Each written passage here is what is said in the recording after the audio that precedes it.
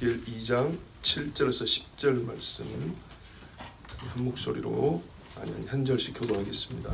그들은 심히 패역한 자라. 그들이 듣든지 아니 듣든지 너는 내 말로 고할지어다.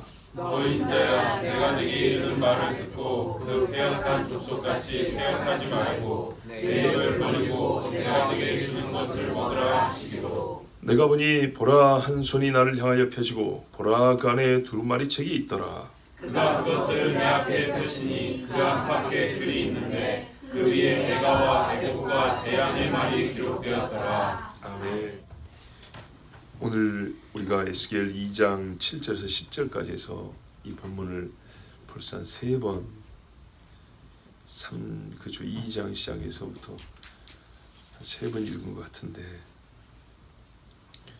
에스겔이 선지자로서 이제 파송되게 하기 위해서 하나님이 하시는 말씀이라고 그랬습니다. 그 중에 오늘 이 끝부분에 뭐가 있냐면, 네가 만나는 사람, 가서 외치할 사람이 누군가 얘기해 줍니다. 패역한 자들이라. 심히 패역하다.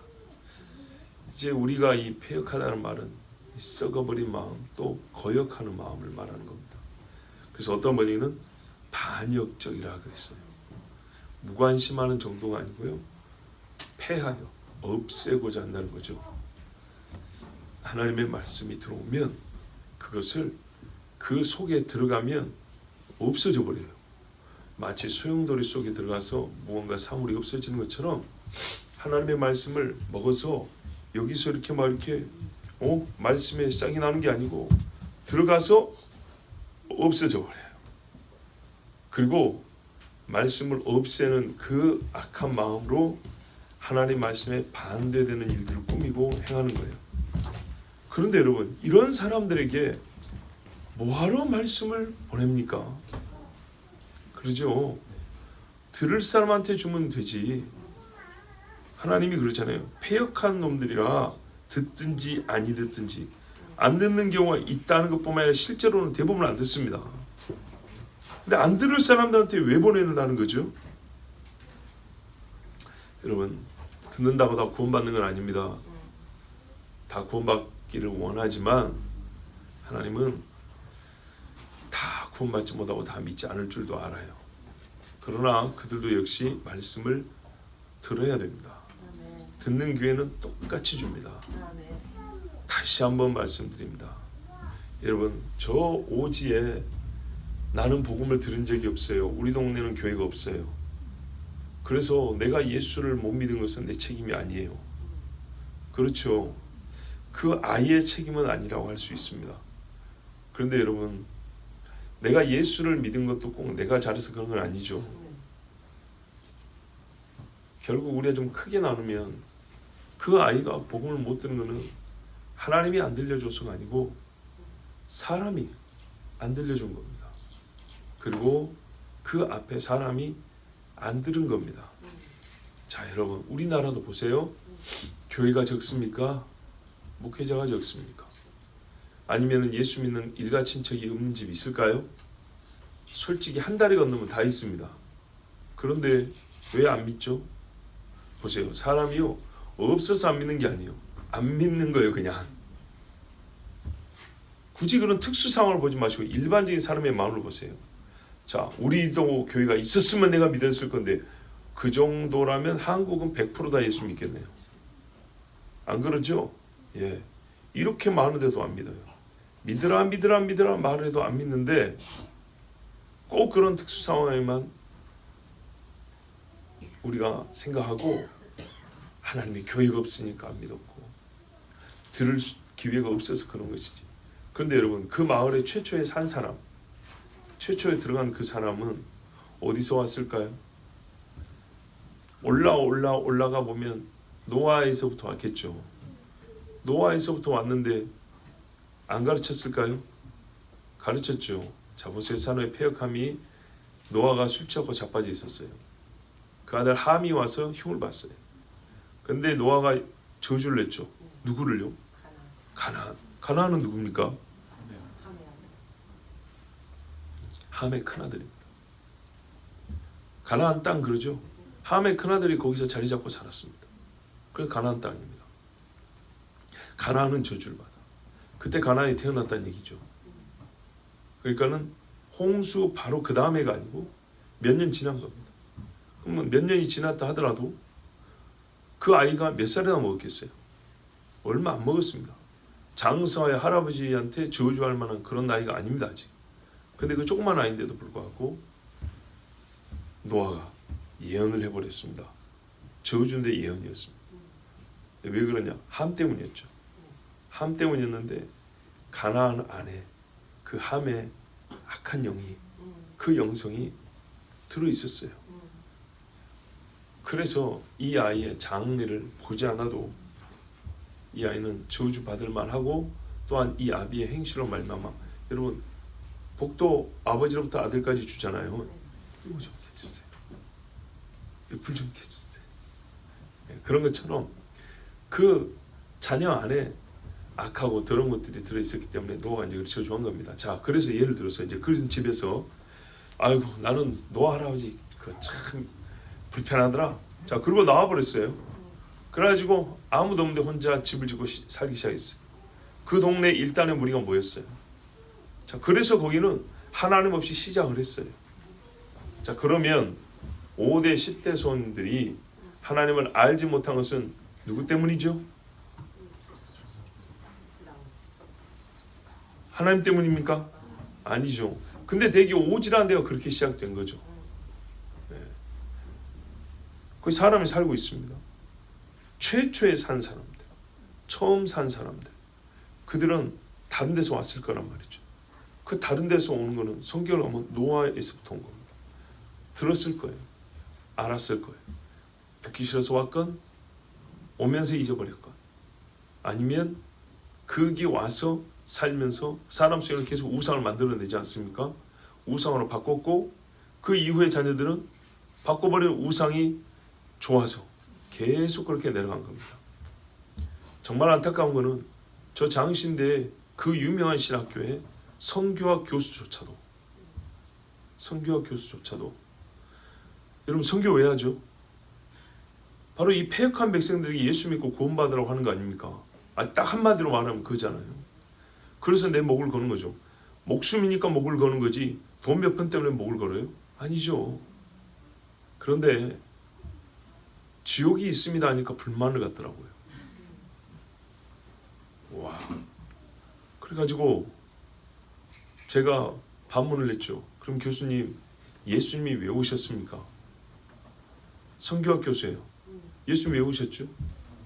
어떤 사람을 그러더만요. 굉장히 또 새롭게 선교하러 오셨어요. 우리 집은 선교하러 오셨어요. 그래요, 선교하러 오셨어요. 그 선교가 뭔데요 도대체? 자기 피 흘려 죄인을 살리시려고, 죄값을 치르고, 그죠? 그 방법밖에 없어서 그렇게 오신 거예요. 그렇게 선교하셨어요. 그리고 가자 하고 또 막 외치고 다녔어요. 그렇죠, 선교했죠. 근데 선교의 근거가 뭐냐고요? 자기 죽음에 자기 죽음. 이게 선교의 근거예요. 자, 이래 갖고 선교하셨어요. 안 믿으면 정죄를 받은 것이니 믿으면 구원을 받을 것이요. 근데 이 사람들은 뭐예요? 안 들으면 몰랐으니까 불쌍하잖아요. 그러니까 하나님이 뭔가를 다른 방법을 마련해 줘야 된다는 거예요. 하나님이 틀렸다는 거죠. 하나님이 이렇게 해서 지옥 던져버리면 불의하다는 거예요. 불의하다는 거예요. 근데 하나님이 준 것이 얼마나 많은데요. 사람이 끊어버리고 사람이 던졌죠. 이스라엘도 보세요. 성전이 눈앞에 있는데도 집에다가 뭘 두는지, 길거리마다 산에다가 뭘 세우는지 보세요. 선지자를 끊임없이 보냈어요. 쉰 적이 없어요. 왕이 세워지면서 망할 때까지 왕이 계속 이어진 것처럼 선지자가 시작되면서 끊어진 적이 없어요. 그런데 그 많은 선지자를 보내줬건만 무슨 득이 있었습니까? 거치는 반석, 걸리는 돌이라고 그랬죠. 놀리고 죽이고, 히브리서 하니까 구약시대에도 죽은 사람이 한두 명이 아니라잖아요. 자, 그러면 여러분, 과연 사람이 못 들어서 하나님이 우리에게는 안전해줘서, 하나님이 우리에게는 은혜를 안 베풀어줘서 그렇게 말할 수 있습니까? 없습니다. 예수님이 몰라서 짠해서 불쌍해서 다른 방법으로 구원해 줘야 될 것 같으면 차라리 여러분 구원받을 가능성이 예수님이 오신 것보다 안 오시는 게 낫잖아요. 모르면 구원받는데. 모르면 그렇잖아요. 괜히 와서 알려줘가지고 믿을 거야 말 거야. 그러지 말고 아예 모른 채로 내버려두면 되잖아요. 그러면 세상은 어느 땐가 100% 모르게 될 건데. 그렇죠? 100% 모르게 됩니다. 하나님이 아브라함 안 건졌으면 다 모르는데. 근데 성경 지체는 뭐냐면 모르면 죽는다는 겁니다. 모르면. 그래서 그 교수님한테 제가 물어봤어요. 교수님, 그럼 예수님이 왜 오셨습니까? 예수님이 안 왔으면 참 성경 교사가 이걸 논쟁을 하다니. 예수님이 안 왔으면 다 모르니까 그 사람들에게 하나님이 뭔가 다른 방법이 주어질 건데 예수님이 와가지고 괜히 알려줘가지고 믿느냐 안 믿느냐 선택의 기로에서 한 다음에 안 믿는 사람이 많은데 근데 사실 그게 여러분 하나님 앞에 배워하는 마음이잖아요. 근데 그런다고 모른다고 권해주면 되겠습니까? 하나님의 아들을 보여줘도 배워간다면 모르는 그 마음은 선한 마음인가요? 하나님께 뭔 우호적인 마음입니까? 아니죠. 이 무지라는 것이 왜 의가 됐죠? 언제부터? 그래서 제가 그 성교 교수님한테 한마디 했어요. 대답을 못했어요. 적어도 그렇죠. 예수님이 왜 오셨습니까? 대해 딴소내면요. 당신이 교수예요? 근데 그분이 말입니다. 서울의 유명한 M교회에서 장학금 받고 커가지고 학교 박사학위 받고 온 분이에요. 거기 협동 목사로 있는 교수님들이 여러 명 있습니다. 신학교 들어가기 입학 전에 저희같이 학부를 신학을 안 한 사람들은 몇 주 동안 미리 또 사전 학습을 했어요. 예.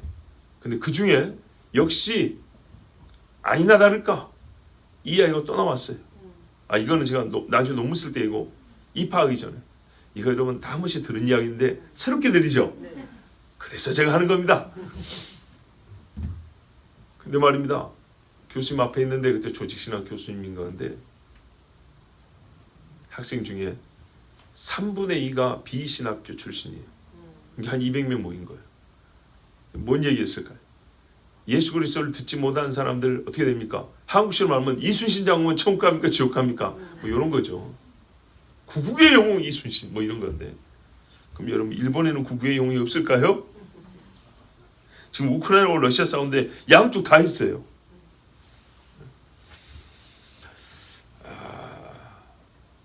그래서 사람의 심정상 또 요즘에는 너무 과격한 표현 쓰면 안 되잖아요. 그래서 이거 잘하면 분위기가요. 손이 요즘에는 옳고 그름이 분위기로 가더라고요. 여론. 그래서 성경이 미리 말죠. 많은 사람이 가는 길로 가지 말라고. 근데 이게 분위기가 말이죠. 벌써 20년 전 이야기인데 그러면 안 된다는 식의 아니면 그래 갸우뚱 이 문제를 우리가 다시 한번 생각해봐야 겠구나. 그 순간 뭐예요? 제3의 길을 만들게 돼 있습니다. 제가 그랬어요. 손을 딱 들었어요. 그래서 동기들 중에 제 그 모습을 거의 다 기억을 해요. 예, 그 입학도 하기 전이니까 그것을 기억을 해요. 그게 3년 내내 이제 각인이 된 거죠. 저는 그런 애라고. 근데 그게 뭐냐? 여러분 데살로니가 후서 1장 한번 봐보세요.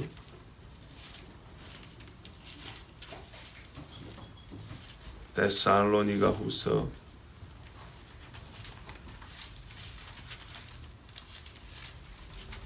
1장 6절부터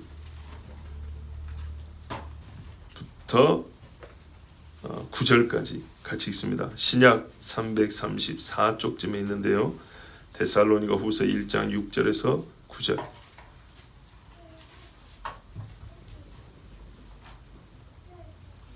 시작. 너희로 환난을 받게 하는 자들에게는 환난으로 갚으시고 환난을 받는 너희에게는 우리와 함께 안식으로 갚으시는 것이 하나님의 공이시니 주 예수께서 자기의 능력의 천사들과 함께 하늘로부터 불꽃 가운데에 나타나실 때에 하나님을 모르는 자들과 우리 주 예수의 복음에 복종하지 않는 자들에게 형벌을 내리시느니 이런 자들은 주의 얼굴과 그의 힘의 영광을 떠나 영원한 멸망의 형벌을 받으리로다. 아멘. 제가 입학 전에 이 말씀을 읊었어요. 데살로니가 후서 1장에 하나님을 모르는 자들과 예수 복음에 복종하지 아니하는 자들이 똑같이 형벌을 받는다 했다.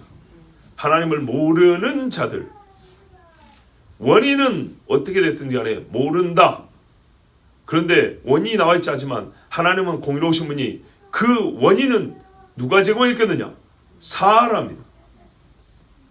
그러므로 하나님을 모르는 자들에 대하여 우리가 괜히 불쌍한 척, 무언가 하나님이 잘못됐다고 한 것처럼 그런 식으로 말하면 안 되고, 그것은 사람의 잘못이므로 지옥 갑니다. 땅땅땅 이랬어요. 그런데요, 중요한 건 이거예요. 여론이 그렇게 하려고 그랬죠. 하나님의 말씀으로 딱 그려버리니까 적어도 신학생들이니까 아무 말도 못했어요. 교수님도 아무 말도 못했어요. 교수나 뭐나 다 사람인데, 그럼 성경을 바꾸든지 다른 더 옳은 해석을 해보시든지 성경을 보시라고. 누가 형벌에 빠지는가. 그래서 이제 이게 각인이 돼가지고, 예? 저의 이미지는 그렇게 지옥 갑니다 이거 그랬어요. 자, 여러분, 그런데 보세요. 여기 패역한 자들, 이 패역한 자들 우상 숭배자만 들어갑니까? 바로 그 신학교 클래스 안에 들어있던 친구들, 은근히 하나님 앞에 탓을 돌리고, 사람이 여러분 얼마나 악한데요. 진짜 얼마나 더러운데요. 인간이 어디 인간을 편을 들어서 의롭게 하려고, 불쌍히 여기면 좋게요. 사람에게 의롭다고 편을 들어주면 안 됩니다. 사람이 어디 의롭습니까? 정말 여러분 의롭습니까? 깨끗해요? 안 깨끗합니다. 우리는요, 무겁고 시끄럽고 더럽습니다. 우리 인간은 살수록 그래요. 네? 그런 사람들에게, 그래서 저도 그 친구들이 듣든지 아니 듣든지 내 말로 고할지어다. 그날 진짜 200명 중 혼자 일어나가지고 왜 이런 이야기를 못하냐고요. 하나님 말씀 전하러 온 사람들이 교회 가서 어느 정도로 사람들에게 마음에 부담을 안 주는 정도의 그런 기술 배우러 왔습니까? 이 길을 비웃어요. 비웃든지 말든지. 그리고 얼마 지나갔더니 그랬다니요, 지옥이 없다고 대놓고 말하는 애들이 있었어요. 교수도 있었어요. 내가 청년 때 그런 사람이 있다고 했는데 내가 학생이 돼서 진짜로 봤어요. 그게 지식이라고 생각을 해요. 그게 신학이라고 해요. 신학일지 모르죠. 사람이 만든 학문이죠. 근데 하나님 말씀은 아니에요. 여러분, 왜 제가 이 첫 구절을 가지고 이렇게 길게 말하냐? 이게 패역한 것의 한 부분입니다.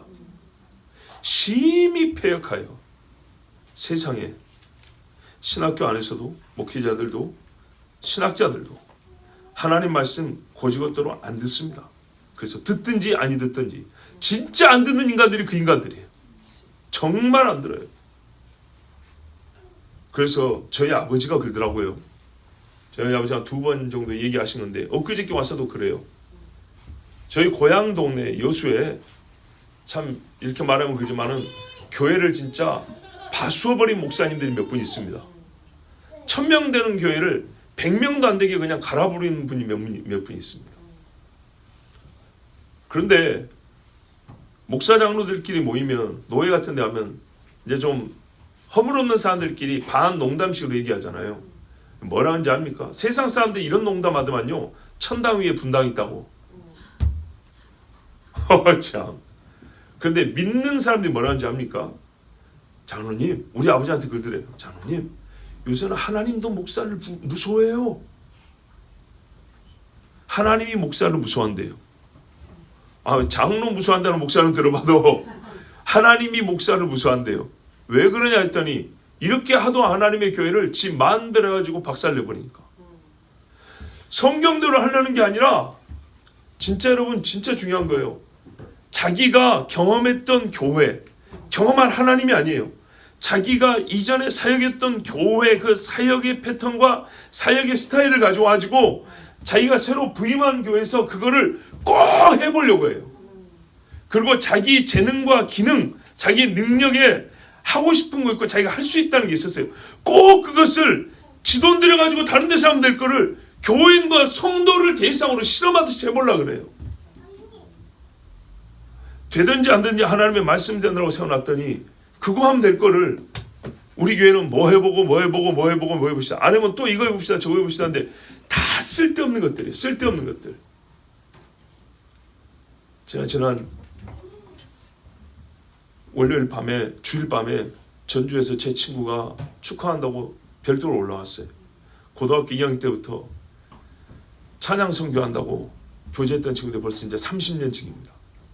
그런데 그 친구가 혼자 기차 타고 올라왔는데 버스 타고 왔는데 11시가 되노니까 저기 모텔 하나 잡아주고 월요일 아침에 보자 그랬어요.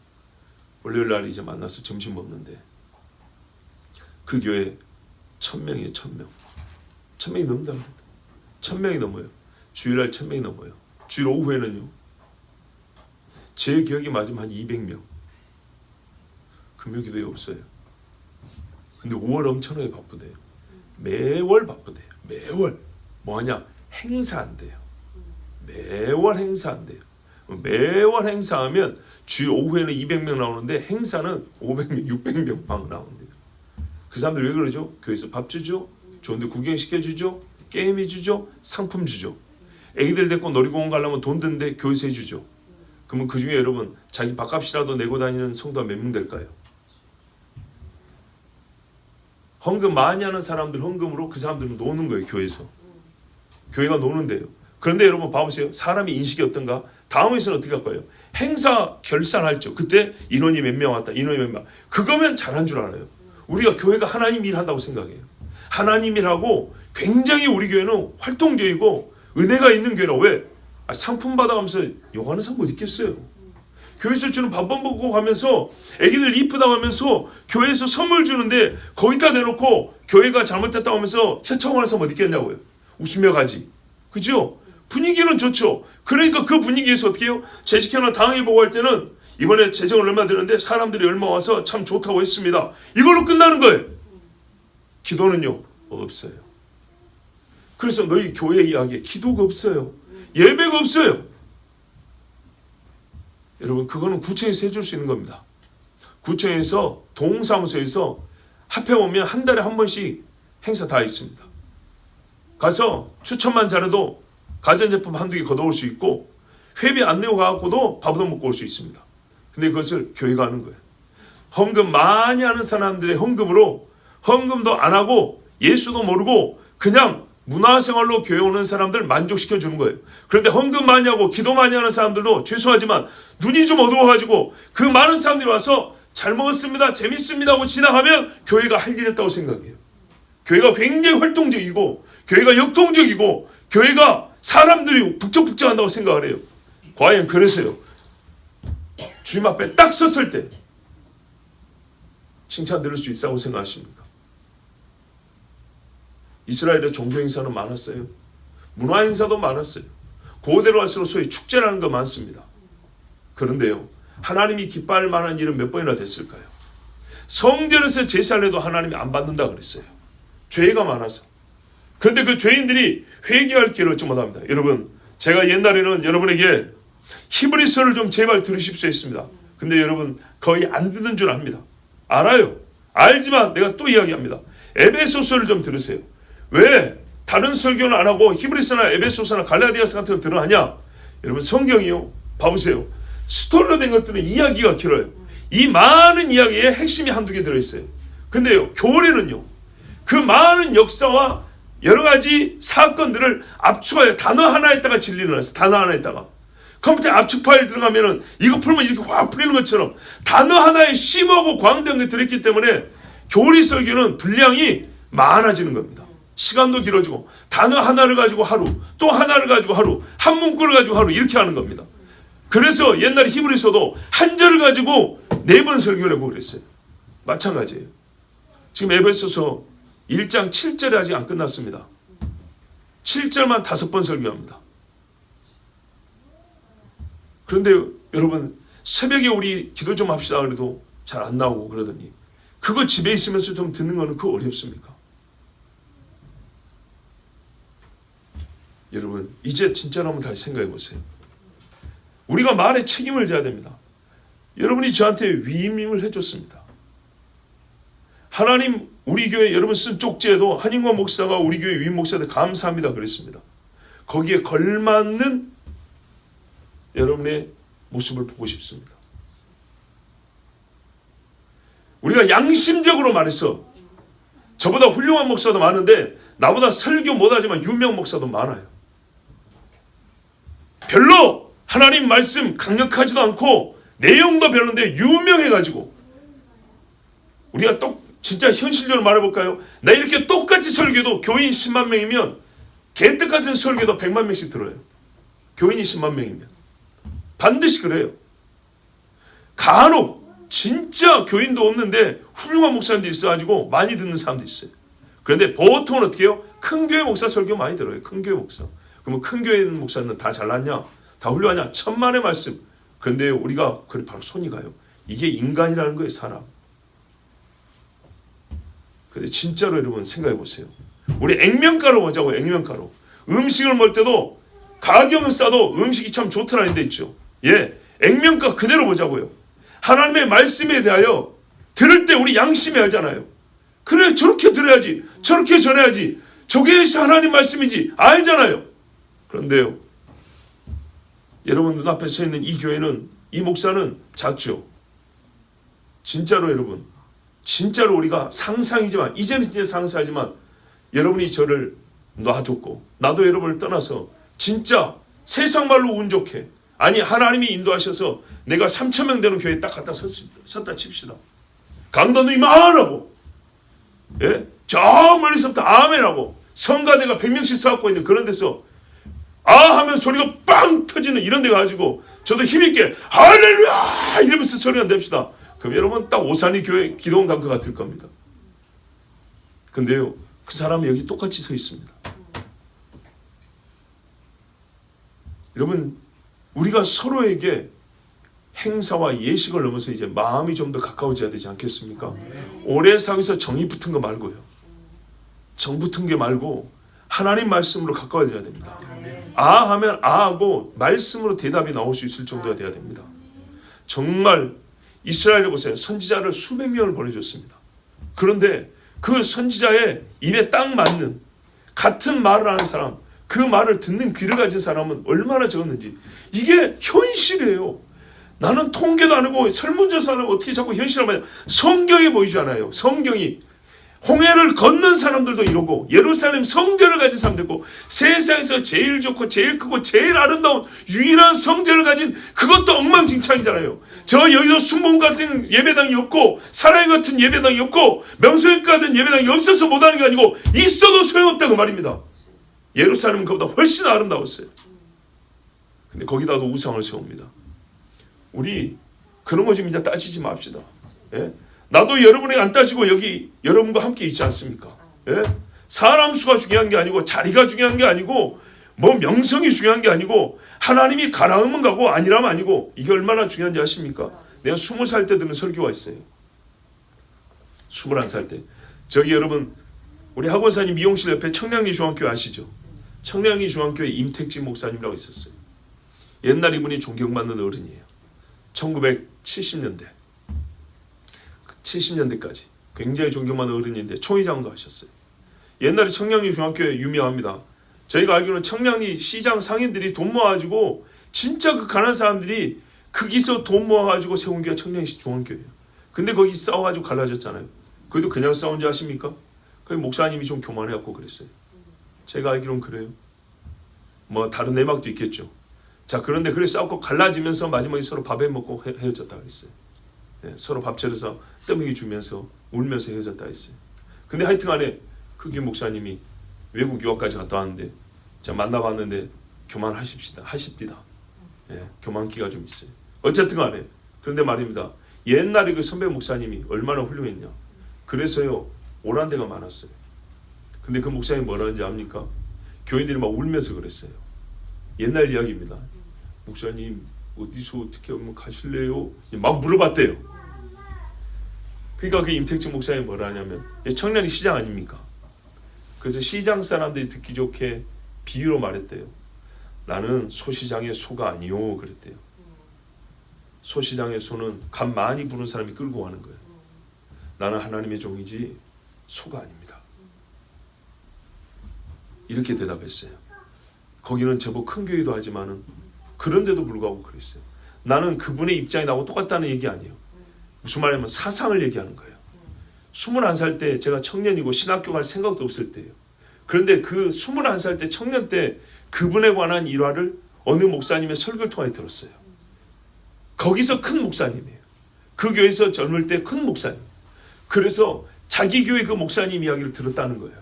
그리고 그분도 나중에 목회할 때 그거를 마음에 두고 사역을 했다는 거예요.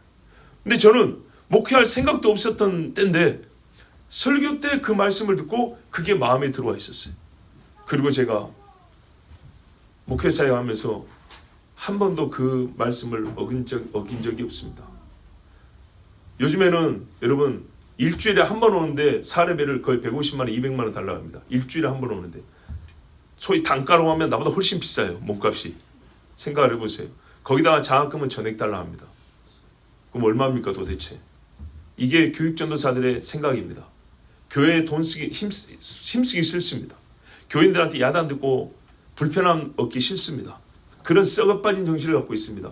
그런데요, 교회에서 얻어갈 수 있는 건 다 얻어가려고 합니다. 제가 신학교 다닐 때도 그런 비슷한 마음 가진 애들이 있긴 있었어요. 제가 전도사 생활했던 교회는 장학금을 안 줬습니다. 그래서 장학금 주는 교회로 옮기기를 주변에서도 바랬습니다. 그렇지만 어떻게 했을까요? 하나님이 가라 했으면 다시 나가날 때까지 안 간다. 그래서 3년 내내 장학금 안 주는 교회 그냥 그대로 있었습니다. 얼마나 힘이 드는지 모릅니다. 예, 우리 집은 부도나기 일보 직전이었고 신학교 신대원 2학년 때 아버지가 이제는 끝이다 그랬습니다. 그때 당시에 아무것도 못 해준다 그랬습니다. 그래서 결혼도 안 하려고 그랬고, 그런데 하나님이 결국에는 참 생각지도 못한 사람들 통해서 도움을 받게 했습니다. 자, 그 다음 교회는요. 역시 힘들었습니다.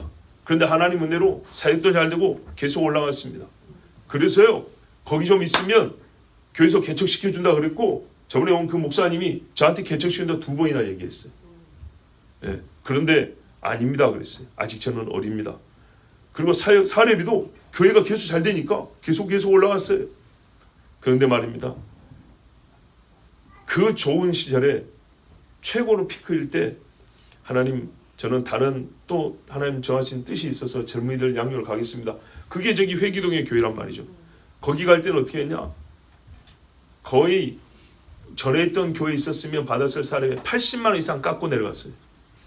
회사를 그렇게 옮긴 사람이 어디 있어요? 애기들은 커가는데 80만 원을 깎고 가다니 말도 안 되는 거죠. 말도 안 되는 겁니다. 그래서 빚을 지고 사역을 했어요. 빚을 지고. 왜냐? 청년들이기 때문에 제가 밥을 다 사줬거든요. 책도 사야지, 밥도 사야지, 애기들 키워야지. 말이 안 되는 형편이었어요. 자, 그런데요. 왜 그랬죠? 소가 아니기 때문이에요. 제가 지금 위임받은 얘기를 하려는 게 아니에요. 어떤 마인드로 지금까지 왔냐를 얘기한 거예요. 소가 아니기 때문이에요. 마찬가지예요. 우리 교회일 때는요. 역시 마찬가지예요. 역시 거기서 똑같고 왔어요. 거기서 조금 올라왔는데 똑같고 들어왔어요. 그러나 우리 교회에서는 이제 담임 목사님이니까 우리 장로님들이 그 다음부터 또 계속 이제 생활비를 더 많이 주셨어요. 그러긴 그렇지만 처음에 올 때 봐보세요. 소위 세상 사람들은 말할 때 더 좋은 조건이라는 게 아니에요. 더 좋은 조건이라는 건 아니지만은 뭐 때문에 옮겨 다닙니까? 사명과 사역 때문입니다. 사명과 사역 때문에 하나님이 이 일을 하라 했고 여기서 하라 했고 그 확신이 들면 가는 겁니다. 그래서 이렇게 있는 겁니다. 자, 그러면 여러분이 저한테서 그것을 확인했으면 나도 여러분한테 이제 좀 요구 좀 하자고요. 설교로 올라왔는데 5명, 6명이 뭡니까? 5명이 6명이. 예. 우리 교인들이 같이 새벽에 와서 기도를 하고 말씀을 듣고, 그것이 아니면 같이 좀 듣고, 예. 저 멀리 있는 사람들도 가끔 은혜 받았습니다고 댓글 하나 다는데 제가 얼마나 어려운 사람인지 그거 하나 쓰기가 어렵고 그거 하나 표현하기가 어려워가지고, 보세요. 이 뻣뻣한 사람도 여러분이 카톡에다 뭐 올리면은 하트 올렸다가 엄지 올렸다가 막 그러죠. 1번으로. 자, 여러분, 우리 마음이 좀 부드러워져야 되고, 하나님 말씀을 받은 것과 함께 우리 신앙생활에 함께 한 식구로 가잖아요. 이제 진짜 몇 명 안 됩니다. 우리 이 몇 명 안 되는 사람들이 어색하고 어정쩡하고 애매하고 이러면 더 나아지기 어렵습니다. 시대도 그렇고 우리 관계도 그렇습니다. 어려움고 어색하고 이것들도 내가 먼저 이겨보고 극복하겠다 이렇게 해야지, 남이 좋은 분위기 만들어주면 그 뒤에 살짝 끼우고, 좋은 분위기는 남이 만들어 놓고 어색한 분위기는 내가 만들고, 그러지 마시고 남들이 만드는 데만 들어가지 말고 내가 먼저 앞장서서 손 내밀고 내가 먼저 웃어주고 내가 먼저 아멘하고 얼마나 좋습니까? 여러분 진짜 심히 패역한 자라 듣든지 아니 듣든지 이 말이 나도 사람이고 똑같은 사람을 보면 얼마나 맞는 말인지 모릅니다. 정말로 우리 입장에서 보세요. 여기요. 잠 한 번 안 깨고 이렇게 자고 있는 거 보세요. 계속 예배 때마다. 예? 나는 우리 아버지 말씀 이렇게 안 어겼어요. 아버지 말씀 잘 들었어요. 제가 애들한테 그랬어요. 할아버지가 아빠 이야기를 뭐라고 하시더냐. 할아버지니까 아빠 이야기를 좋은 것만 하시겠지만, 좋은 거를 주로 하겠지만 뭐 나쁜 게 있더냐. 여러분 근데 너희는 왜 할아버지가 아빠를 칭찬하는 것 정도로 나중에 내가 손자가 생기면 너희들을 칭찬을 할 수 있겠냐. 지금 칭찬할 게 있겠지만 요즘에 더 많이 배우고 더 많이 가지고 많은 걸 더 누려도 인간 됨됨이 자체가 옛날만 못하다. 너희가 옛날만 못하다. 부모가 뭐라고 하면은 예하고 순종하는 것이 옛날만 못하다. 잘못했습니다 하고 인정하는 것이 옛날만 못하고, 하나님 앞에 정신 똑바로 차리고 두 눈을 부릅뜨고 예배를 드려야지 하면은 예하고 한두 번이라도 정신 차린 모습을 하는데 그냥 예하고 올라가서 베글베글 옛날만 못하다. 진짜로 우리의 마음이 옛날만 못하다. 심히 패역한 자라 듣든지 아니 듣든지 진짜 안 듣는 게 훨씬 많고, 그래도 어떻게 해요? 너는 내 말로 고할지어다. 그래서 또 말하고 또 말하고 또 말하고 여러분은 또 듣고 또 듣고 그렇습니다. 나는 예외라고 생각하지 마십시오. 이 심히 패역한 세대에 내가 들어있습니다. 30년, 50년, 70년, 80년 우리 인간은 이 속의 것이 바뀌지 않습니다. 똑같습니다. 복음의 능력이 그렇게 약하다고 내가 스스로 증명할 필요가 있습니까? 내가 복음을 들었더니 아무것도 아니더라. 나도 못 변화시키더라 복음이. 여러분 나를 변화시키지 못하는 복음을 누구 들으라고 그거를 선교를 나간단 말입니까? 네? 자, 이렇게 패역하게 안 듣는데 왜 가서 구하라 그러냐? 그 중에요. 그런데 듣는 자가 있어요. 그 중에 듣는 자가 있기 때문에 가라는 거고요. 또 듣든지 아니 듣든지 아까 우리 처음 얘기 들어봅시다. 하나님께서 안 듣는 그들에게도요 들려주는 은총을 주시고자 합니다. 결국에는 자기들이 안 듣고 자기들이 피해서 오지 불모지 신앙의 불모지가 됐다 하지만 그건 자기 책임이에요. 지금도 그러잖아요. 잘 믿는 집안에 그 다음 세대가 안 믿어버리면 거기서부터 끊긴다니까요. 믿는 집에도. 그래서 그들 가운데 예언자가 있다는 것을 그들이 알리라. 예, 이것이 중요한 겁니다. 왜? 마지막에 하나님이 심판할 때 이게 증거입니다. 지난주에도 말씀드렸지만 그래서 너는 내 말로 고할지어다. 의역을 하고 해석을 해주기 전에 있는 그대로 전하는 겁니다. 있는 그대로.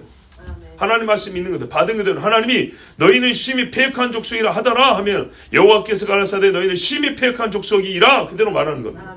그런 사람들이 말했죠. 왜? 우리가 뭘 잘못했는데 우리가 패역한 족속이라 증거가 뭐예요? 그러면은 예적부터 나온 증거들을 가지고 얘기를 하는 겁니다. 그리고 어떤 사람은 하나님이 여호수아 가려면 너는 내와 합한 자를 하지 않습니까? 그럼 누군가 말했죠. 왜 쟤하고 우리하고 다릅니까? 그럼 하나님이 그 다음에 설명해 줍니다. 여호수아 갈렙은 그들이 보고 들은 대로 하나님 앞에 고하였으되 뭐라고 했냐면 하나님 말씀에 저들은 우리 밥이라 했으니 아멘한 자요. 너희는 그를 노멘한 자들이다. 그러니 다르다. 이렇게 설명을 해줍니다.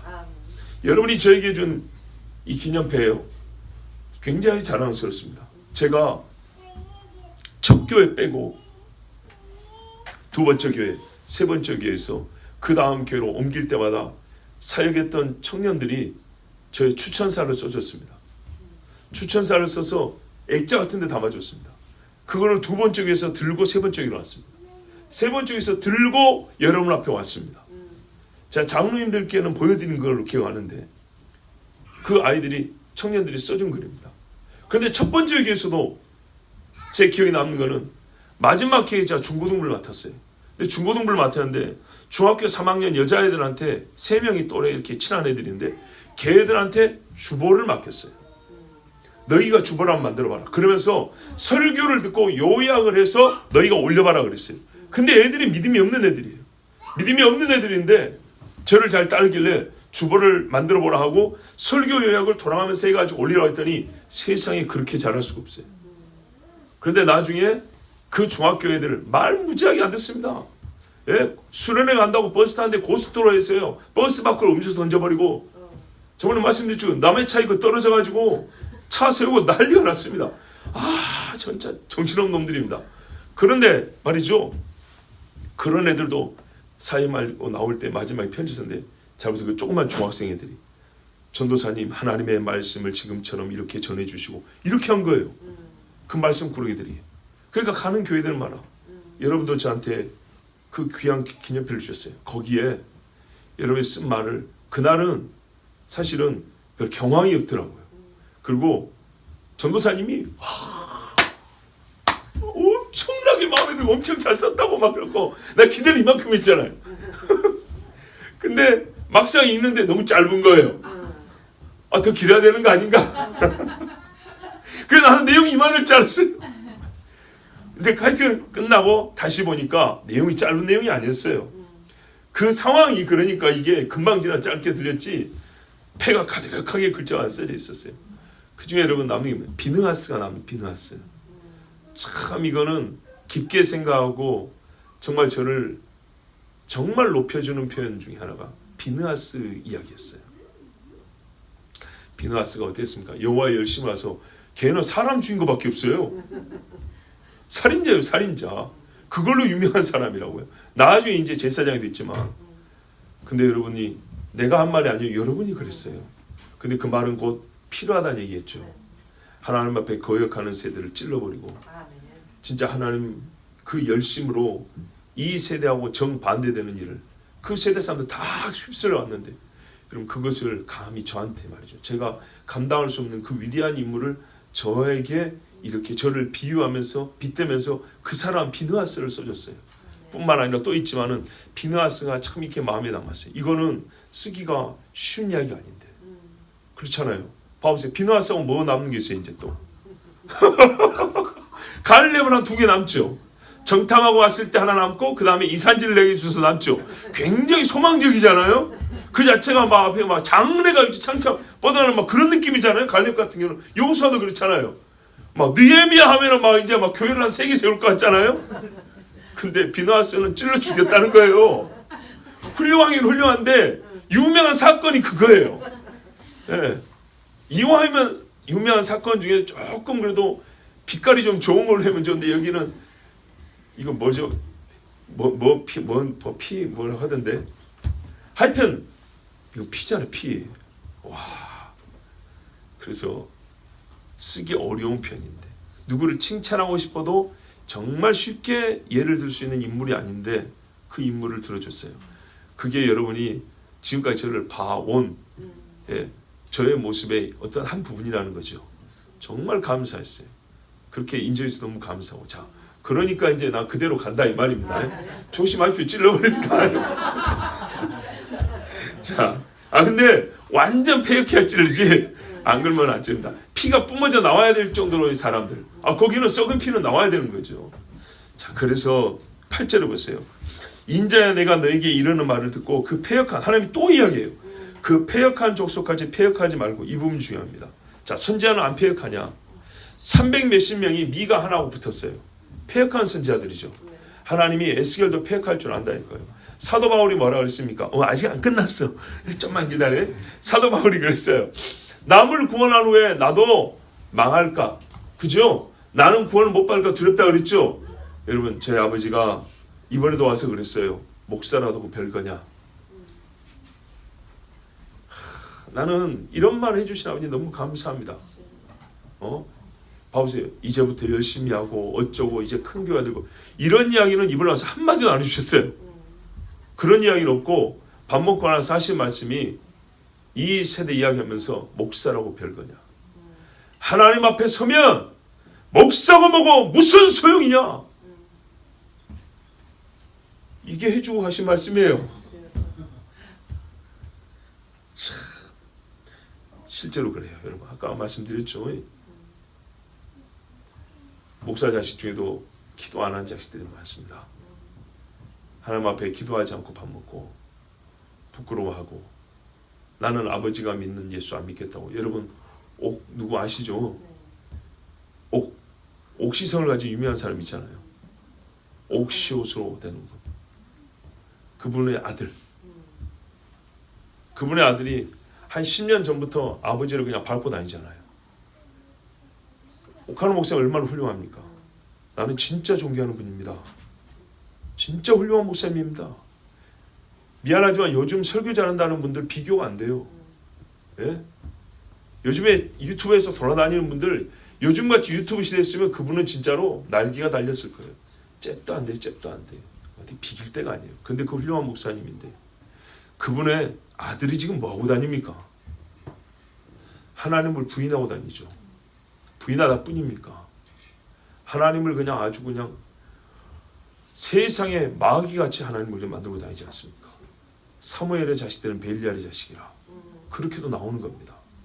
그렇게 나와요. 그래서 여러분 저도 목사라도 이 아들을 위해서 뭘 하기도 한다고 하나님 구원해 주시라고요. 구원해 달라고 하기도 한다고. 아비가 목사면 자식은 자동으로 구원을 받고 엄마가 예수 믿으면 자동으로 우리 새끼는 구원받는다고 어떤 여자 목사님이 저 처음 만났는데 그랬다 했죠. 6년 전에 성경 공부하는 첫 모임인데 첫 모임에서 누가복음을 보는데 그 여자 목사님이 자기 자식이 안 믿는 모양이에요. 뭐라 하면 지금 안 믿지만 엄마 아빠가 예수 믿기 때문에 반드시 이 아이는 구원받는다고 그런 거예요. 그래서 제가 어디 그런 신학이 있냐고 그랬어요. 성경에 어디 그런 말이 있냐고. 사무엘의 자식은 벨리알이라는 얘기 못 들어봤습니까? 다윗 자식 중에 압살롬도 나오고 암논도 나오고 못 보셨습니까? 왜 그런 말을 하십니까? 이게요 신학이라는 거예요. 성경이 아니고 신학인 거예요. 신학이 성경과 일치하면 좋은데 성경과 일치하지 않는 신학을 가지고 자기들이 신념으로 붙들어 버리잖아요. 그러면 성경을 안 봐버립니다. 자기가 보고 싶은 것만 봅니다. 처음에는 그래서 논쟁을 했어요. 그 다음부터 안 나오더라고요. 그런데 놀라운 거는 그 뒤부터 다른 목사님들도 한 명씩 예전에 이것도 말씀드린 거예요. 본인들이 나보고 성경 공부를 인도해 달라고 그랬어요. 목사가 목사기. 근데 제가 처음에 경고를 했어요. 경고 내지는 말씀드렸어요. 분명히 목사님들 시간이 좀 지나면서 불편해할 겁니다. 나이도 저보다 열 몇 살씩 많은 분들인데 저한테 배우려고 하지 마시고 저보고 인도해달라 하지 마시고 다른 분들하고 하십시오. 제가 처음부터 그랬어요. 나하고 할 생각 하지 말라고. 뭐하러 나하고 하려고 하냐. 나이도 내가 훨씬 어린데. 그런데도 하여튼 본인들이 해달라 그랬어요. 해달라 그랬는데 처음에 그 목사님 한 명 그렇게 나가버리더니 그 다음엔 어떻게 했냐. 같은 목사인데요. 누가복음을 한 절씩 보는데 소리 없이 없어져 버리고 약속 장소에 문 잠고 나가버리고 나 혼자 허탕하고 돈 적이 몇 번 있어요. 모욕을 당했어요. 그래도 나는 나를 그렇게 초청한 그 목사님 아프다 하면 꿀 갖다 주고 교회에서 후원도 한번 하고 어디 가면 차 태워주고 그는 나에게 굉장한 모욕감을 줬어요. 그렇지만 나중에 또 저보다 나이도 많은 분들이니까 그냥 제가 마음으로 사귀고 이렇게 지나고 몇 년 이렇게 교제하고 있는데 하여튼 그랬어요. 자 여러분 그분들이 예수 안 믿는다는 얘기가 아니고 그 약간의 차이 또는 정확하게 찔러서 말해버리면은 싫어를 한다고요. 오늘 오전에 약간의 우스개로 말씀드렸죠. 제 설교 제목이 너무나 가운데를 찌는 설교 제목은요 듣는 사람이 없습니다.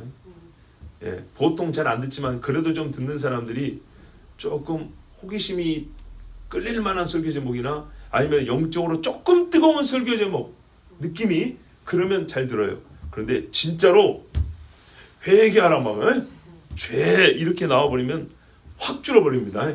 열심히 있다는 사람들도 그렇다는 그 말입니다. 그러니 여러분 이 패역한 시대에 목사라고 별거냐 다 똑같다. 저희 아버지는 저한테 다시 한번 그렇게 충고를 해주고 하셨습니다. 맞습니다. 여러분, 선지자는 먼저 하나님의 말씀을 경청해야 되고, 자기는요 불신인가, 나는 하나님 말씀을 거부하는 자인가, 또는 도피하여 요나처럼 도주하는 자인가, 이런 마음을 갖지 말아야 합니다. 모든 일을 잘할 수는 없어도 결정적인 잘못은 안 해야죠.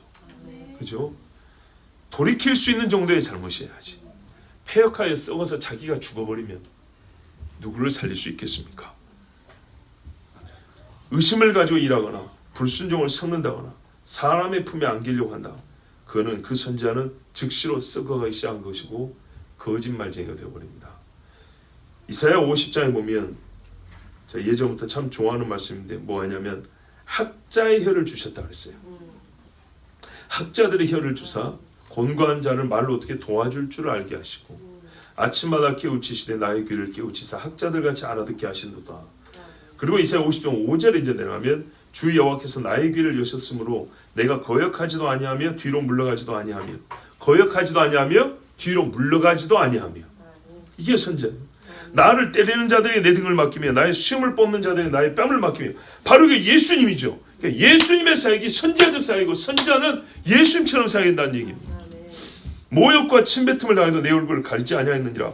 주 여호와께서 나를 도우심으로 내가 부끄러워하지 아니하고 내 얼굴을 부싯돌같이 굳게 하였으므로 내가 수치를 당하지 아니할 줄 아노라. 아멘. 성경에 또 금강석 임하라 그랬어요. 하나님 앞에 마음은 부드럽게 하지만 반역하는 사람들에게는 말입니다, 욕을 너무 많이 하니까 이 얼굴이 돌같이 굳지 않으면 설 수가 없는 거예요. 그런데 그 욕과 침뱉음을 이겨나가게 선지자들은 얼굴에 하나님이 철판을 깔아준다는 거예요. 철판 정도 아니고 돌같이 만들어준대요. 아무리 붙여도 부끄럽지 아니하도록. 그래서 옛적의 사역자들이 있어요. 근데 지금 우리 같은 이 시대, 이 마지막 시대 이 썩어 빠진 목회자들은 대부분 어떻게 하냐면 사람 한 번 해놓고 눈치 보느라고 얼굴이 벌게져갖고 기가 죽어가지고 이런단 말이에요. 아니면 처음부터 시작할 때부터 그림을 그려옵니다. 어떻게 하면 사람들이 좋아하는, 하나님이 없어요. 하나님이. 예. 1960년대 50년대인가 60년대인가 어떤 목사님이 복음주의 신문에 실린 칼럼을 봤대요. 거기서 복음을 설명하더래요. 그런데요, 복음을 설명하는데 뭐만 나오냐? 십자가의 죽음은 없고 부활하신 우리 주님이 우리를 힘있게 하시며 부활하신 주님이 우리를 구원하셨으며 부활하신 주님이, 부활만 얘기하더래요. 자, 어떤 사람들은 십자가에서 멈춰버리니까 맨날 울기만 하고요. 어떤 사람은 처음부터 십자가 하니까 죄 용서가 없어요. 울어본 적이 없어요. 십자가를 빼고 부활만 얘기해요. 근데 요즘에는요, 죽은 자의 부활은 아니고요, 부활이라는 그 말이 주는 희망, 요거를 취하는 거죠. 실제로 죽은 자가 부활했다는 건 뭡니까? 사후세계가 있다는 말이고 하나님이 계시다는 얘기고 이전에 예수님이 하신 말이 전부 다 사실이라는 거죠. 그 일도 다 사실이고 그걸 믿기 싫고 부활이 주는 의미, 이것만 갖고 가는 거예요. 그걸 복음이라고 해가지고 칼럼에다가 전도한다고 써냈더래요. 십자가 없이. 왜요? 사람들이 십자가가 혐오스럽다는 거예요. 그 잔인한 이야기 왜 하냐는 거죠. 근데 십자가 얘기하면요, 반드시 죄 이야기가 되는데 그거 듣기 싫다는 거예요. 그래서 서울 사람들은 벌써 100년 전부터 잘 얘기를 안 해요. 여러분, 옛날에 유명한 찬송 가사들은요, 대부분 영국에서 나왔습니다. 영국 사람들 중에 작곡 작사자가 참 많습니다. 그리고 그 노래를 가지고 미국으로 오기도 했고, 그죠? 그런데요, 지금 영국에서만 나온 게 있습니까? 없지요. 제가 고등학교 다닐 때 정말 즐겨 듣던 경배와 찬양 음반 중에 영국의 스프링 하베스트라고 있습니다. 영국 전체 교회를 순회하면서 하는 찬양 집회단이에요. 근데 얼마나 은혜스러운지 모릅니다. 녹음도 요즘같이 고급스럽게 아니고 그냥 현장 녹음, 옛날에 아날로그식으로 그대로 한 거예요. 그런 것들이 진짜 그게 현장에 있는 것들, 그 생 느낌을 그대로 줘요. 얼마나 좋은지 몰라요. 요즘에는 하도 가공한 은혜, 뭐 뮤직비디오 찍는 것처럼 그 찬양하는 모습에 딱 안개를 살짝 뿌려가지고 말이죠. 예? 무슨 뭐 그런 거 있잖아요. 옛날에 새집 지어놓고 막 이렇게 막 이런 것처럼 뭐 신부 입장합니까? 그런 것처럼 화면을 만들어놨어요. 제발 그런 거 좋아하지 마세요. 옛날 것 차라리 보세요. 옛날 거 진짜로. 자, 여러분, 이렇게 네가 폐역하면 안 된다. 너도 패역한 족속에 갔는데 문제는 뭐냐? 패역한 족속에 말씀을 전하다 보니까 사람과 사람을 맞아도 보니까 너도 패역할 수 있느니라. 에스겔은 하나님의 보좌를 받습니다. 하나님의 보좌를 봐도 패역이 되는 겁니다. 무리를 걸어도 베드로처럼 외식이 되는 겁니다. 부활하신 주님을 직접 만나도 하루에 5,000명을 회심시킨 사람이 베드로입니다. 그런데요, 몇 사람 무서워서 안디옥 교회에서 외식했다잖아요. 이게 사람입니다. 똑같은 사람입니다. 저도 마찬가지입니다. 그러니까 어떻게 해요? 항상 하나님 앞에 주여 나는 죄인으로소이다. 이거를 항상 고백해야 됩니다. 9절에 우리 하나님이 두루마리 책을 줬어요. 에스겔에게. 왜 그렇습니까? 이 책이 받아 먹으라 그랬죠. 예. 그리고 10절에 하면 이 말이 막 기록이 되어 있는데 이 책을 받아야 이 친구, 즉 에스겔이 패역하지 않을 수 있기 때문입니다. 하나님의 책이 없으면 사역이 썩어버립니다. 하나님의 책을 붙들고 있으면 그 사역이 온전해집니다. 그래서 보니까 패역하지 말고 책을 줬어요. 성경에 보니까 두루마리가 뭐냐? 뭐 여러 가지 해석이 되겠지만은 성경에 두루마리가 직접 언급된 데를 보면 이사야 40장, 시편 40장에 7절 그때 내가 말하기를 내가 왔나이다. 나를 가리켜 기록한 것이 두루마리 책에 있나이다. 성탄절 성유신 설교하면서 옛날에 전했죠. 예수님의 이야기, 두루마리의 성경입니다. 예수님 이야기입니다. 요한계시를 보면은 두루마리가 나옵니다. 십자에 보면 두루마리가 있는데 이 두루마리를 가지고 어떻게 합니까? 펴서 보여줍니다. 그리고 임봉하지 마라. 그러면서 이제 요한에게 이 두루마리 책을 줍니다. 기니까 다 읽지는 않습니다. 그런데 맨 마지막에 뭐라면 먹으라 그랬어요. 10장 9절에 내가 천사에게 나가 작은 두루마리를 달라 한즉 천사가 이르되 갖다 먹어버리라. 내 배는 쓰나 내 입에는 꿀같이 달리라 하거늘 내가 천사의 손에서 작은 두루마리를 갖다 먹어버리니 내 입에는 꿀같이 나나 먹은 후에 내 배에서는 쓰게 되더라. 이게 독이었냐? 그런 말이 아니죠. 이제 들어왔으니까 이걸로 사역을 해야 되죠. 고난입니다. 고난. 처음에 내가 개인적으로 성경 보고 은혜 받을 때는 좋아요. 설교 준비할 때도 내가 개인적으로 깨달을 때는 와 이런 말씀을 근데 이거를 전할 걸 생각하면 이제 부담이 되죠. 들을까 안 들을까? 어떤 반응이 나타날까? 그럼 근심이 되기도 하겠죠. 근데 사도 요한은 지금 목을 걸고 있는 상황인데 씁니다. 그러나 이걸 먹어야 사역을 한다는 겁니다. 그가 내게 말하기를 네가 많은 백성과 나라와 방언과 임금에게 다시 예언하여야 하리라 하더라. 아멘. 다시 이 두루마리를 먹고 이 두루마리를 말해야 된다는 겁니다. 그래서 에스겔에도 말씀을 줬어요. 이 말씀이 들어있어야 썩지 아니하고 이 말씀을 외쳐야 그게 참 선지자입니다. 그가 내 앞에 그걸 펴니 10절 보세요. 안팎에 글이 있더라. 보통 책이 안쪽에 있지 바깥쪽은 없지요. 두루마리도 이렇게 많습니다. 이렇게 말아요. 그러면은 바깥쪽은 어떻게 했어요? 이 외부가 노출되고 이렇게 닳겠죠. 그래서 안에 딱 글을 쓴단 말이에요. 그런데 이 두루마리는 안팎에 글이 있더라. 요즘을 알면 이면지를 쌓고 양쪽에다 글이 있더라는 거예요. 근데 거기에 애가와 애곡과 재앙의 말이 기록되었더라. 하실 말씀이 엄청 많다는 거예요. 이 세대에게 하실 말씀이 무지하게 많은데 그 내용이 뭐냐면 지금 이 시대는요. 재앙과 애곡과 애가가 하실 말씀으로 이만큼 준비되어 있다는 거예요. 왜 하나님 축복의 말씀 안 주십니까? 축복의 말씀 줬죠. 그걸 믿는 자에게 100년 전에 주신 말씀 믿는 자에게 지금도 축복이 내립니다. 그런데 그 시대에 주시는 그 시대에 맞는 메시지가 있다고 그랬죠. 예, 축복을 줬는데도 거절하는 시대는 어떻게 해야 돼요? 이거 거부하는 너에게는 심판이 있으라. 이것도 말해 줘야겠죠. 그러니까 이게 추가돼서 말이 나오는 겁니다. 자, 소돔과 고모라를 보세요. 롯이 들어갈 때 어땠습니까? 아브라함이 내버려 뒀습니다. 들어가서 살라고 그냥 줬습니다. 처음부터 저길 안 된다 이러고 한 게 아니고 네 가고 싶은데 가라 그랬습니다. 롯이 처음 들어갈 때만 하더라도 아직 하나님이 멸할 때는 아니었습니다. 근데 하나님이 때가 되니까 어떻게 합니까? 천사를 보내죠. 아니 천사를 처음 보냈으면 처음 올 때는 좋은 이야기를 갖고 와야지. 아니죠. 그 때에 맞는 메시지를 갖고 와야죠. 천사가 지금 왔는데 소돔과 고모라를 하나님이 멸하려고 했어요. 원래는 롯에게 알릴 필요도 없었어요. 그런데 아브라함을 생각해서 하나님이 롯을 구해줬다고 그랬습니다.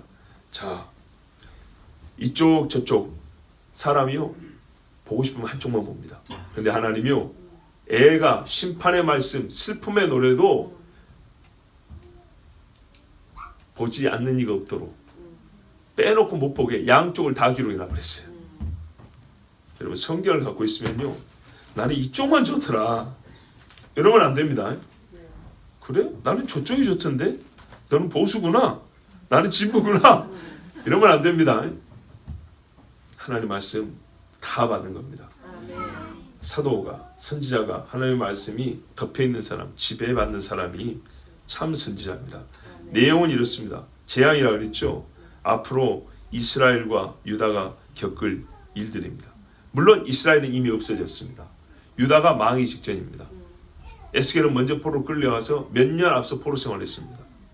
그 일에 대하여 이 주신 말씀에 대하여 유다가 살 수 있는 길, 그리고 후에 재앙 후에 하나님이 이스라엘을 회복할 이야기까지 기록이 되어 있는데 일단은 정말 부담스러운 이야기입니다. 에스겔이 하고 싶지 않은 말, 재앙, 애가와 애곡이 기록되어 있다. 그런데 이걸 먹으라 그랬죠.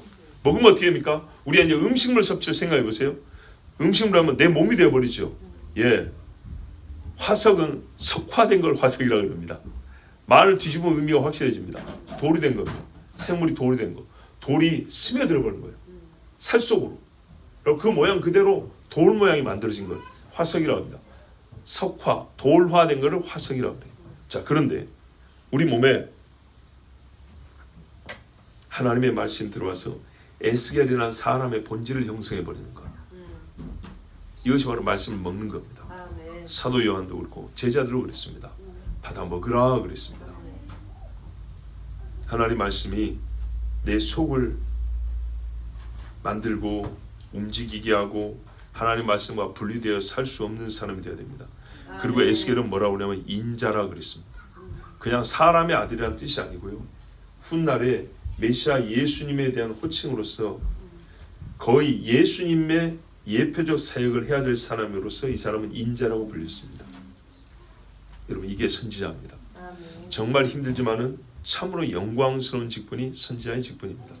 하나님은 근데 뭐라 하냐면 나는 이 선지자를 유다에 분명히 보냈다 그랬습니다. 그들이 자기들 가운데 선지자 있은 줄은 알지니라 그랬습니다.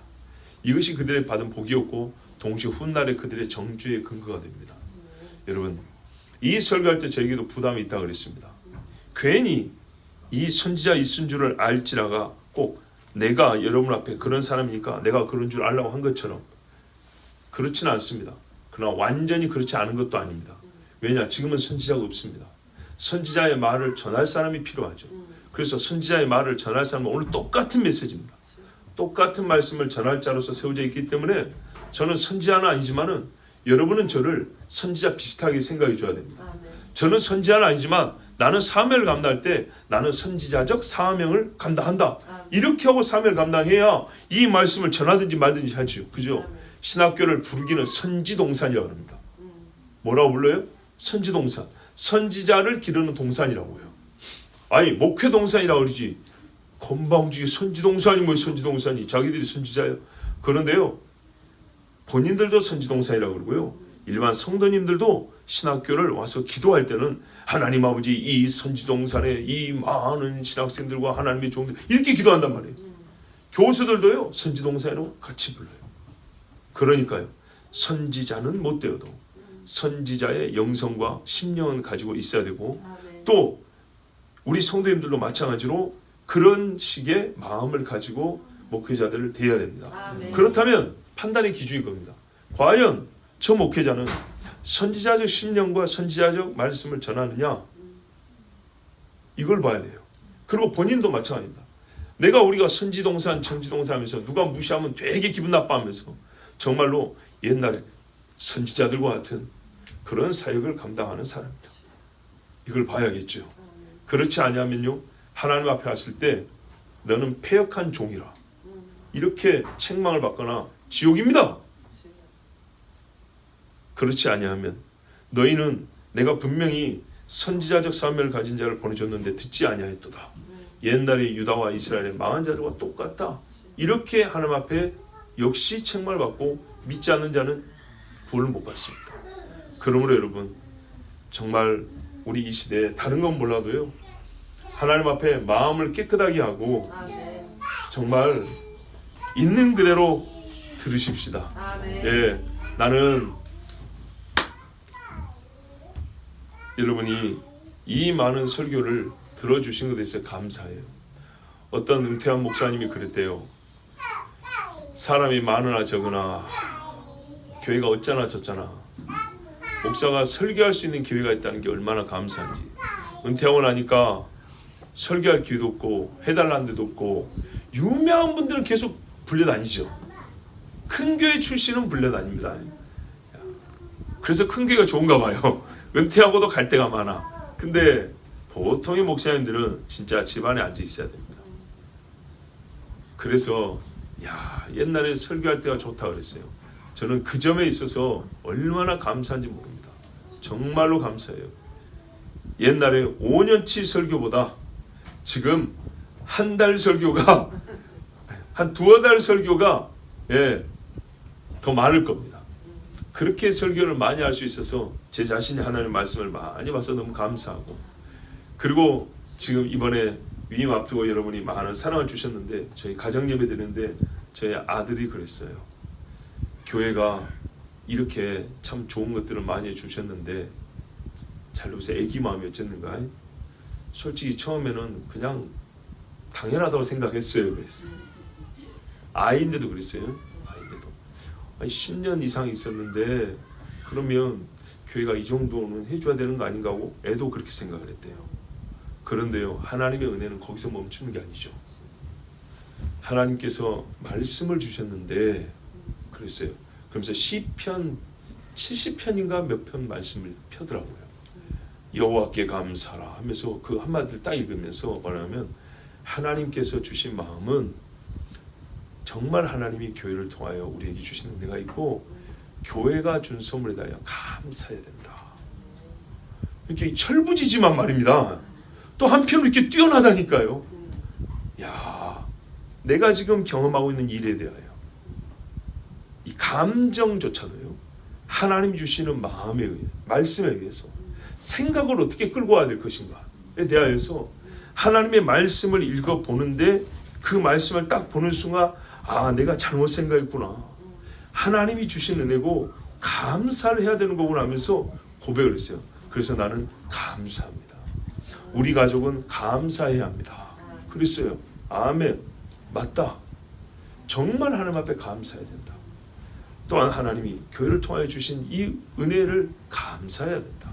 생각을 해봐라. 그러면서 이제 이렇게 얘기하면서 감사하면서 우리가 가정 예배를 마치기도 했습니다. 여러분 어떠십니까? 여러분 보시기에 들으시기에 오늘 설교 겸 제 간증도 몇 가지 있는데, 간증 겸 옛날 이야기가 몇 가지 있는데 딱 하나 여쭙겠습니다. 폐역한 종으로 보이십니까? 아니죠. 여러분에게 지금 뭐 판단을 받자는 게 아닙니다. 저도 여러분을 폐역한 사람으로 보지 않습니다. 진짜입니다.